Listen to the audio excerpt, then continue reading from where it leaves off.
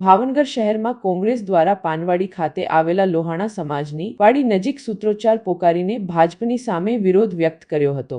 Young India કેસમાં કોર્ટના આવેલા ચુકાદા બાદ કોંગ્રેસે ભાજપ ઉપર આક્ષેપ કરીને સત્યમેવ જયતેના નારા સાથે ભાજપ કાર્યાલય પહોંચ્યું હતું। ભાજપ કાર્યાલય ખાતે કોંગ્રેસ દ્વારા વિરોધ કરીને સૂત્રોચ્ચાર કરતા પોલીસ દ્વારા તમામ કાર્યકરો અને નેતાઓની અટકાયત કરવામાં આવી હતી।